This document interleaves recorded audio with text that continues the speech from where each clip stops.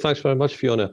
Good afternoon, everybody. Thanks for that introduction. I'm Lieutenant Commander Willie Rutledge, retired, and I'm a Ghillie to the Duke of Northumberland, the Percy family. Or to be politically correct, down in the borders, we refer to Ghillies as Boatman. I left the Royal Navy in 2013 after 34 years of service. And having served that time, I left with an immediate pension. I only bring that up because I'll refer to it later on.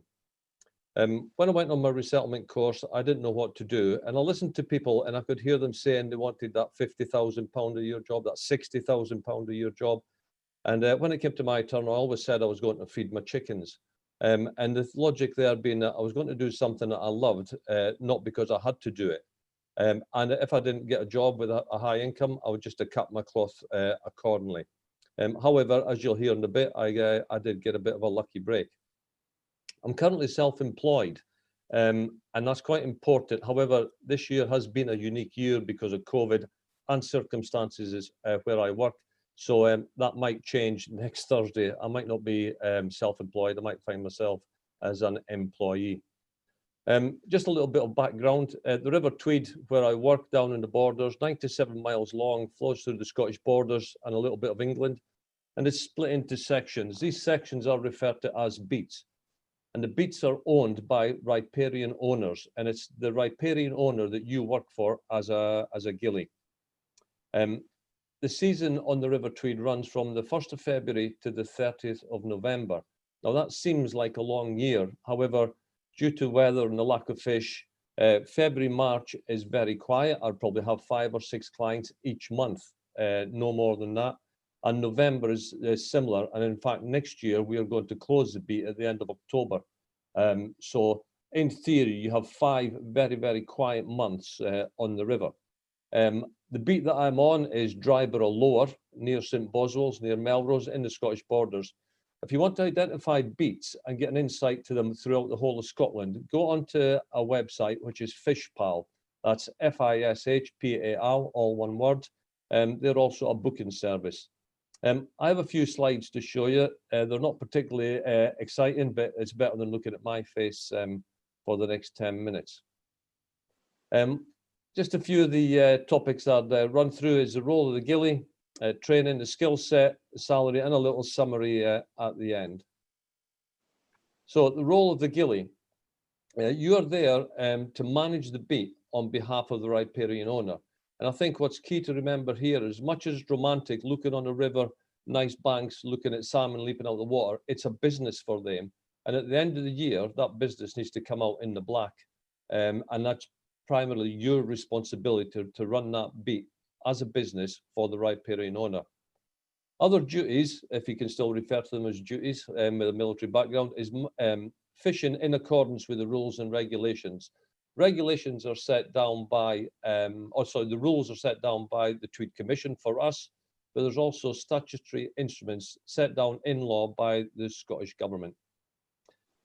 Other things include bank and river maintenance. This takes up a lot of a Ghillie's time. River maintenance is restricted due to the the rules put on us by SEPA. So that mainly includes things like weed clearing, removing debris that's maybe floated down in a flood.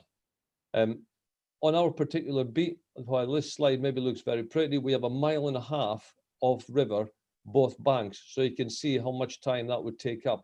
It's very pretty, but it takes a lot of time and effort to keep it in that condition. Bank maintenance, yeah, mainly strimming, grass cutting, removing debris. The key role of your job, though, really is looking after the client that comes fishing, and it's the client's needs. And if you remember, at the end of the day, it's the client that pays your wages. On our particular beat, every beat varies depending on the quantity of fish caught there. A day's fishing can cost everything from £40 in low season to £160 per person per day, plus VAT in high season. And if somebody's paying £160 a day plus VAT, they expect a certain degree of a certain level of service from their Ghillie. That service could include anything from advice on tackle on arrival, how to set up the rod, what lines, what tips to set on, flies, but importantly, the river knowledge and the beat knowledge. If they've never been there before, they want you to identify the pools, where the lies are, and where's the best chance of them catching a fish. In addition, you do the obligatory cups of teas and coffee at lunchtime on arrival. What you don't do is bookings. A booking system for this is done via FishPal, or in our case, we also use Savills, the land agent up in Inverness. What's key for the Ghillie here, there's a lot of work there, is to get an assistant, an under Ghillie or a second boatman.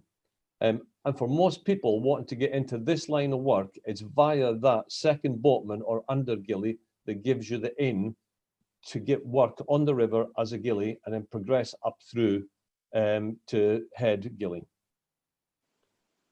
Training. A confession here, I never had any training before I became a Ghillie.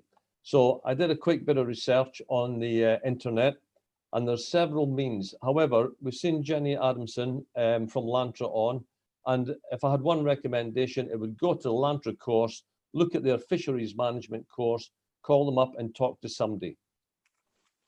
Having spoken to Ghillies above and below me on the river, there's none of them have been on an official training course. Everybody got into the line of business by turning up on a beat and getting a job as a second Ghillie, a part-time work. My only advice here is spend your resettlement money wisely, okay? Take advice. Courses that I would recommend, not directly fishing courses, are chainsaw courses. So when I was there, it was CS 30, 31, I think it's now 2003 and 2004. Brush cutting courses, strimmers and brush cutters, knapsack spraying course, first aid in the workplace, a bit of vermin control if you can do it, and a bit of boat work. The only way you'll get boat work training is to get onto a beat and talk nicely to the Ghillie, and they'll let you literally play in their boats. A lot of people want to go into this line of work think that it's essential they should be a fly casting instructor. That is not essential. And in fact, a lot of fishermen can feel intimidated if they have a Ghillie stood on their shoulder all day critiquing their casting. If you do though, there's several routes you can take. There's Association of Advanced Professional Game Angling Instructors. Again, go on the internet, find one of these accredited associations and do a bit of it. But I wouldn't really say it's essential. The essential qualities you need as a Ghillie are how to tie a fly on so it doesn't come off when you hook a salmon, how to net a fish, how to do your fish recognition between a sea trout and a salmon, and whether your fish is fresh or if it's colored because it's been in the river system for some time. It's not a bad office, although it's a little bit small. I just put skill set in because I thought I'd differentiate between skill set and training. And because I think we all have a skill set coming from the military that's pretty unique. Just a few key points I put down here were reliability. Now it so happens I got my lucky break to become a Ghillie via somebody being not very reliable. At the peak of the season, it's 6 days a week, irrespective of what the weather is like. Now Dryborough Upper, which is a bit above me, employed a young civilian lad who was happy to work 6 days a week as long as he could have Saturday and Sundays off. So I couldn't quite work out how many days were in his week. So he didn't get past week 2. I stepped in at very short notice and turned out to be reliable. Integrity. I always used to say integrity is non-negotiable in the military. You do deal with quite expensive equipment.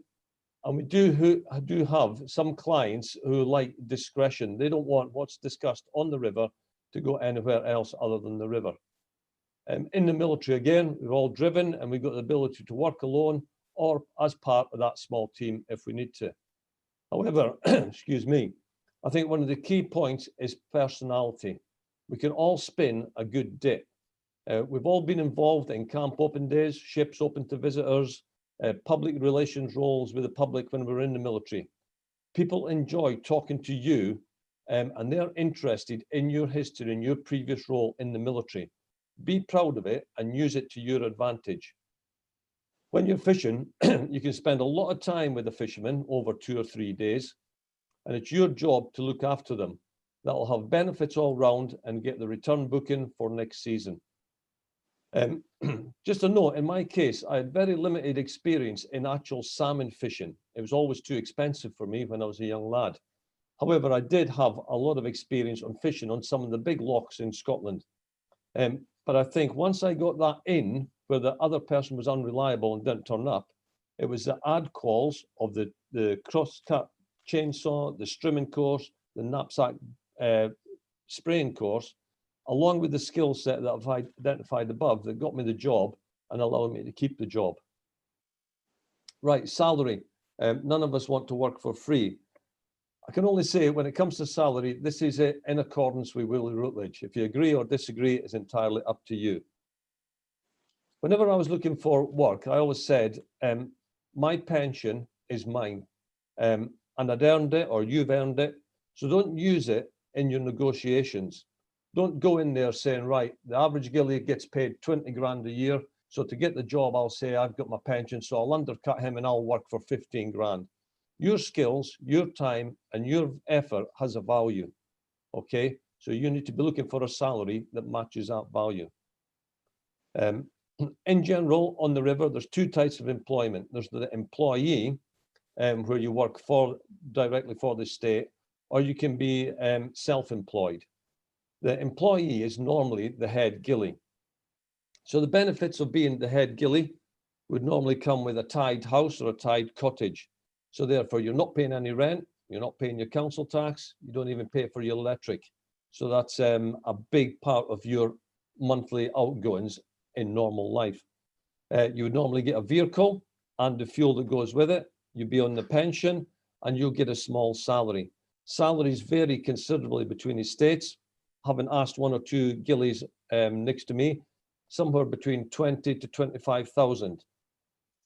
Now, when you're on that salary, that does tie you to the estate and can be other estate duties. So if there's no fishing on, for example, the beat below me, the fisherman then goes and works on the estate grass or the estate gardens. And he ends up with the standard almost 30 days holiday in a year, which is including his bank holidays. There are a lot of estates are steering away from employing a full-time ghillie. And in the case, unless things change next Thursday when I meet the estate again, by employing myself, the estate can make up to a 50% saving rather than employing a full-time ghillie. So, like myself, I'm a self-employed, basically a contract ghillie. So I invoice the estate for every day that I work. Now, it does have some benefits. The things that I can offset against my tax are the mileage, a lot of my equipment, so my waders, boots, waterproofs, flies, cartridges for vermin control, and quite a lot of my clothing. When I was doing my resettlement, I went to a briefing. It was only an hour and a half, I think, and it was by two gentlemen from the HMRC. It was probably one of the best briefings that I went to during the whole of my resettlement phase. So if you see that coming up at one of the resettlement centres, go and see them. Get away from the stigma that the tax man is the dreaded man that's just trying to take your money from you. It was one of the best briefings that I've been to. Another top tip, being self-employed, would probably get an accountant. It sounds grand. I think my accountant costs me something like £138 a year. It's offsettable against my tax, and they come up with the best tips for money saving that you can get. Really good value for money. So if you get a job as a contract ghillie, you have to work out your daily rate of pay. No use going in there asking for footballers' wages, because it's going to be driven by the local economy. So say, for example, I was to work for £100 a day. Currently on the river, this year has been a little bit different because of COVID. I would work about 190 days a year. Now, traditionally, fishermen have been very good with gratuities. Fishermen, like shooters, do tip considerably well. And as a head ghillie or a ghillie, you would expect to make probably about £5,000 a year in gratuities. Now, obviously, that, along with your salary, is taxable. So simple maths, put together my daily rate of pay and tips, I'll be working for £25,000 a year for about 190 days work a year. Now, it's only then that I then include my pension, because that's what I've earned previously from my time in the military. And it's up to you to work out that life balance, your quality of life, and are you willing to work for that salary? The only thing to note as a contract ghillie is if there's a day when there's no bookings, you don't go in, you don't get any pay. It's quite simple. As a summary, it's a complete contrast from the military, and everybody that comes fishing asks how I've made that transition. All I can ever say, quite easily. It's a great surrounding. It is a contrast, but with a little bit of training and using the skill sets that you've already got, it's not difficult to make that transition. Into the ghillie world, you do need that little bit of fishing background. You cannot go into it with no fishing background at all. The difficult bit is getting that in. How do you get into the beat, in to talk to the ghillies? All I can say is go to the fishing beats, check them out on Fishpal where they are close to you, talk to the ghillies, talk to the factor, the under factor, the estate manager. Everyone that I have spoken to got in via one of the above, going and talking to the ghillies. Aim for that part-time job to begin with. It's a great job. You don't even have to do any annual reports on your troops, and there's limited IT, which is always good for me. You get to meet interesting people, and remember, these people come to fish because they want to have an enjoyable day out. So it's a mutual agreement on the river to enjoy yourself. It's a fantastic office, even in the rain with an easterly wind, and it's not obligatory to have a black Labrador. Now a little pitch, if I may, for myself. Anybody that's interested in getting into this environment, please contact Fiona and get my details. I'm based at Lower Dryborough in St Boswells in the Scottish borders. Might not be local for a lot of you, but that's where I am. Get the details from Fiona. I had a particularly traumatic year this year because I didn't have an assistant, and I'm desperate for one for next year. So that's probably the biggest in that you'll get, is somebody asking you to come and work for them. So I'm desperate for somebody next year. If there's any questions, please fire them across at the discussion stage. But that's it from me, Fiona. Thanks very much. Thanks very much, Willie. And I've stopped your screen sharing to save you the pain of working out how to do it. So I've taken your slides down for you. That's absolutely fantastic. And if I just underline the point you made about how people have got in there, not through having a raft of qualifications, though that's definitely added to the value of you as an individual, but through experience. And that's a theme that's come up in previous Insight days, where people have said, actually, as soon as they stopped focusing on courses and qualifications, but started going and getting real experience, not only did the network grow and the opportunities come up, but actually they grew in confidence because they found out that they could actually do the job, and they started to understand how to make a living out of it. So thank you very much